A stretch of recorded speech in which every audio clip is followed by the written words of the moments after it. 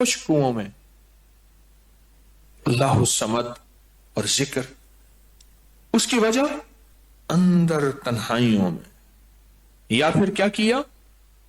کہا کہ روئی کو تھوڑا سا گیلا کر اور پیسی ہوئی کالی مرچیں اس میں ملا اور کانوں میں ڈال کہ کوئی آواز کانوں تک نہ پہنچے.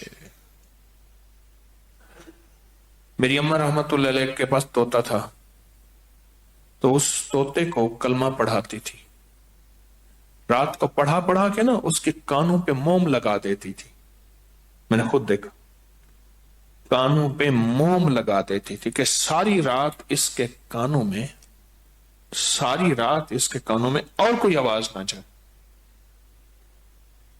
جاگ رہے اور کوئی آواز نہ جائے. اچھا ایسا کرتے رہے.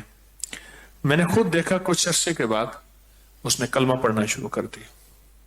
ایسے ہی ہم اگر مشق کر لیں، جانور کی مشق ہو جائے تو اس کو کلمہ زبان پہ آ جاتا ہے.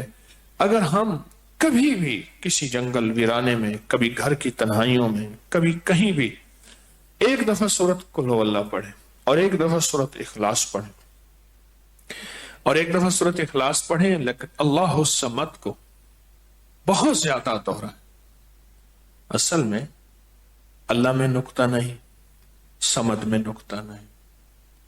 یہ حروف صوامت ہیں، یہ بے نقطہ حروف ہیں، اور ان بے نقطہ حروف میں بہت طاقت بھی ہے، بہت تاثیر بھی ہے، بہت کمال بھی ہے.